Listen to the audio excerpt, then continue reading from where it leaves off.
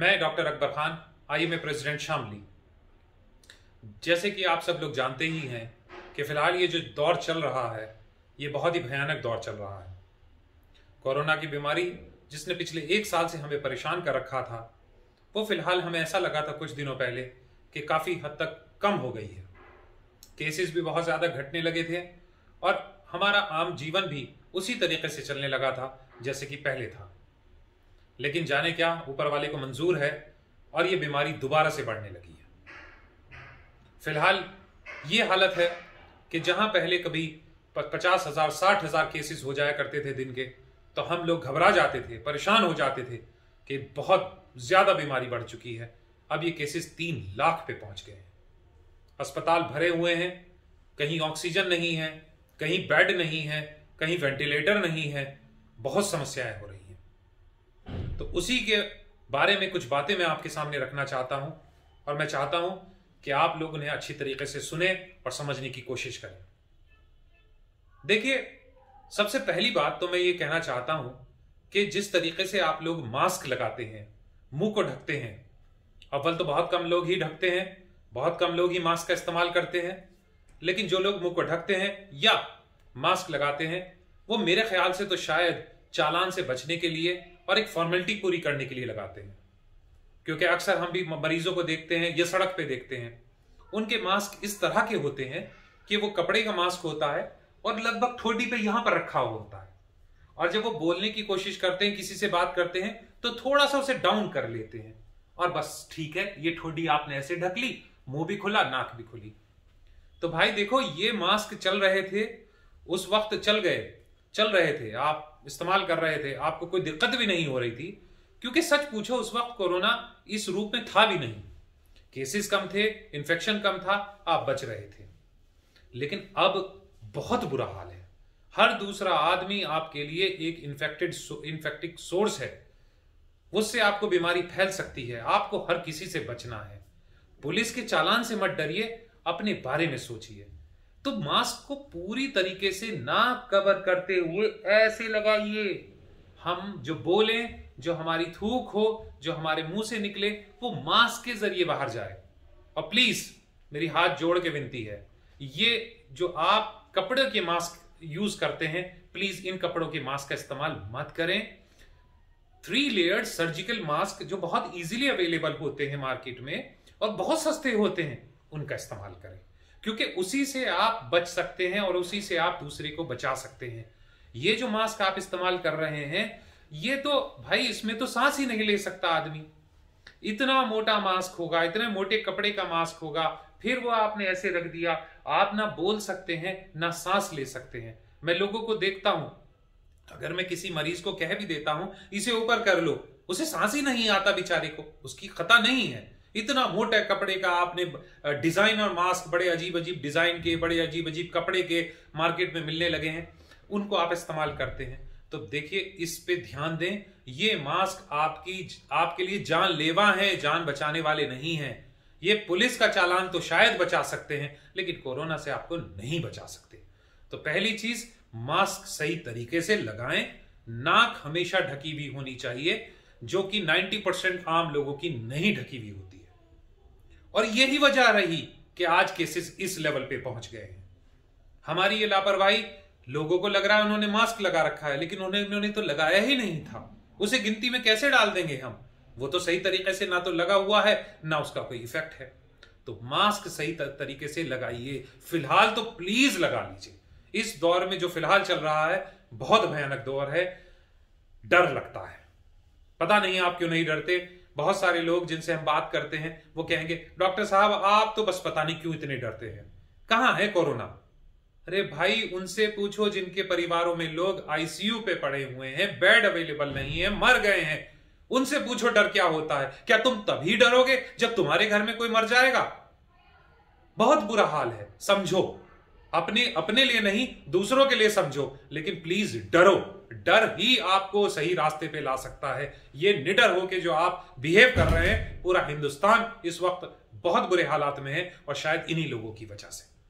तो लोगों को समझाइए, किसी भी इंसान से जो मास्क नहीं लगाया हुआ है, उसको इस तरह से देखिए जैसे कि वो बहुत बुरा आदमी है।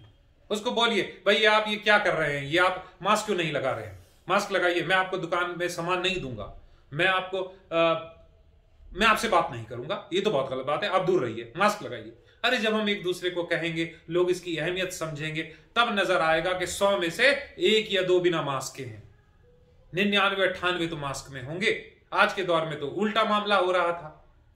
तो चलिए खैर, ये तो हुई पहली बात कि हम मास्क को सही तरीके से लगाना सीखें और जिस तरीके से बताया गया है उसी तरीके से लगाएं और उसी तरीके से उसका पालन करें। दूसरी चीज देखिए, पहले ये इन्फेक्शन उतने लेवल पे नहीं था, अब ये बहुत बड़े लेवल पर है। हर घर में हर दूसरे आदमी को बुखार आ रहा है। अब परेशानी क्या है, जैसे मैंने पहले बताया कि ज्यादातर लोग तो डर नहीं रहे हैं कोरोना से, लेकिन जिसको हल्का सा भी बुखार आ जाता है वो इतना डर जाता है, उसे लगता है कि यमराज जी उसके घर पे आके खड़े हो गए। छींक आई नहीं, खांसी आई नहीं, बुखार आया नहीं, उसको पैनिक होना शुरू हो गया। पैनिक मत होइए, अस्पतालों में भीड़ मत लगाइए। जरा जरा सी बात के लिए आप अस्पताल जा रहे हैं, ओवरलोडेड हो गए हैं डॉक्टर्स भी, इतने इतने पेशेंट्स आ रहे हैं, इतने इतने ओपीडीज भरी हुई हैं, प्लीज उससे बचिए। देखिए हर डॉक्टर जो भी आप व्हाट्सएप के माध्यम से, यूट्यूब के माध्यम से, टीवी से, आपको सब बहुत सारे माध्यम है जहां पर आपको एक्सपर्ट्स लोग बता रहे हैं कि देखिए अगर आपको सिंपल बुखार है, बहुत ध्यान से सुनिए, अगर आपको सिंपल बुखार है, हल्का फुल्का आपको बदन में दर्द है, तो आपको एकमात्र इलाज करना है कि भाई आप अपने घर में अपने आप को आइसोलेट कर लें, घर वालों से अलग किसी कमरे में रह लें, मास्क का इस्तेमाल करें, अपने आप को कोविड पॉजिटिव समझ लें, हो सके तो अपनी जांच भी करवा लें, वो बहुत बेहतर है। जांच से बिल्कुल ना डरें, कोई दिक्कत नहीं है जांच कराने में, और आप अपने आप को कोविड पॉजिटिव ही समझ के आइसोलेट कर लें। अब आपको करना क्या है, आप तो आइसोलेट हो गए। पहली बात तो पैनिक मत होइए, डरिए मत। जब तक कि आपकी सांस काबू में है, सांस लेने में कोई दिक्कत नहीं है, टेम्परेचर बहुत ज्यादा नहीं है, आप अपना पल्स अक्सर घरों में अवेलेबल हैं, आजकल बहुत लोगों ने खरीद लिए हैं, जिनके पास है वो पल्स ऑक्सीमीटर लगा के अपना SpO2 चेक कर सकते हैं, ऑक्सीजन लेवल। जिनके पास नहीं है वो परेशान ना हो, क्योंकि आजकल ये मार्केट में काफी मुश्किल से मिल रहे हैं, पहले तो मिल जाते थे। तो वो सिर्फ ये देख लें कि उनकी सांस में दिक्कत तो नहीं है। अगर सांस में दिक्कत नहीं है, हल्का हल्का बुखार है, पैरासीटामोल ले लीजिए। आप सबको मालूम है कि पैरासीटामोल की कौन सी गोली खाते थे आप बुखार में, वो गोली खा लीजिए। सिंपल अच्छा खाना खाइए, जिंक की या विटामिन सी की या मल्टीविटामिन की गोली ले लीजिए। अक्सर लोगों को पता ही है उन्हें क्या खाना है, कौन सी गोली है। बस इससे ज्यादा आपको इलाज करने की और करवाने की जरूरत नहीं है। आइसोलेट हो जाइए, पैरासीटामोल की गोली लीजिए, और अगर आपकी सांस काबू में है, सांस नहीं चढ़ती है, सही से बोल सकते हैं, पखाना पेशाब करते हुए दिक्कत नहीं है, खाना खाते हुए दिक्कत नहीं है, सोने में दिक्कत नहीं है, तो भाई साहब कहीं जाने की जरूरत नहीं है। और कमाल की बात तो यह है कि 70-80% केसेस तो बिल्कुल इसी चीज के हैं। ये अगर अपने घर बैठ जाएं तो जिनको जरूरत है उन्हें अच्छी तरीके से डॉक्टर देख सके। प्रॉब्लम यह हो रही है कि 1% सीरियस होता है, 20% थोड़े से कम सीरियस होते हैं, लेकिन उन 20-21% के का इलाज नहीं हो पा रहा है क्योंकि 80% घर नहीं बैठ रहे। आप अपने घर पे बैठे, ना बीमारी को किसी से फैलाएं, इंतजार करें, 5-4 दिन में आप ठीक ही हो जाएंगे। लेकिन अगर किसी वजह से आप, ऊपर वाला ना करे ऐसा हो, लेकिन किसी वजह से आपको लगा आपकी सांस में दिक्कत है, आपको सांस नहीं आ रहा है, चढ़ना शुरू हो गया है, अरे भाई मेरी तो सांस नहीं आ रहा, मेरी तो सांस फूल रही है, मैं तो पेशाब करते हुए जाता हूं तो बिल्कुल चक्कर आ जाते हैं, मैं बैठ जाता हूं, मैं पखाना में नहीं जा पा रहा, मैं खाना नहीं खा पा रहा हूं, मैंने अगर SpO2 आप चेक कर सकते हैं, पल्स ऑक्स है आपके पास, ये तो मेरा 93-94 से नीचे पहुंच रहा है, 90 से नीचे पहुंच रहा है, तब आपको आवश्यकता है डॉक्टर की। अब आप अपने फिजिशियन को कंसल्ट करें। ऐसा कोई इंसान नहीं है जो किसी फिजिशियन को कंसल्ट नहीं कर सकता। जंगल में नहीं रहते आप लोग, सब शहरों में, गांव में किसी न किसी डॉक्टर के कांटेक्ट में होते हैं। डॉक्टर से कंसल्ट कीजिए। दोबारा हाथ जोड़ रहा हूं, ये जो आजकल एक नए डॉक्टर साहब पैदा हो गए हैं व्हाट्सएप, इनसे बच के रहिए। देखिए 15-20 साल की पढ़ाई के बाद एक डॉक्टर बनता है। अब 20 साल की पढ़ाई के बाद, 15 साल की पढ़ाई के बाद में वो इस लायक होता है कि वो आपको बता सके कब पैरासीटामोल खानी है, कब नहीं खानी है। एक सिंपल आप व्हाट्सएप का मैसेज पढ़कर कैसे उस पर यकीन कर सकते हैं, कैसे उसके ऊपर उसे डॉक्टर समझ सकते हैं कि फलाने ने मुझे ये तरीका भेज दिया, फलाने ने ये टोटका भेज दिया। मैं ये बात इसलिए कह रहा हूं क्योंकि आजकल व्हाट्सएप पे, सोशल मीडिया पे हर दूसरा आदमी डॉक्टर बना हुआ है। अलग अलग किस्म के पर्चे आते हैं, भाई ये ले लो, ये ले लो, ये ले लो, ये। अरे जान से खेल रहे हो अपने, मजाक चल रहा है? ऐसे कोई होता है? डॉक्टर इस चीज के लिए एक्सपर्ट लोग हैं, आप उनसे कंसल्ट कीजिए। मैंने तो कहा आपको कि जब तक आप शुरू के दौर में हैं तो आंख बंद कर दीजिए, कान बंद कर लीजिए। हमें नहीं माननी तुम्हारी किसी की बात। अरे भैया गोली खानी पैरासिटामोल की और हमें घर पे रहना है।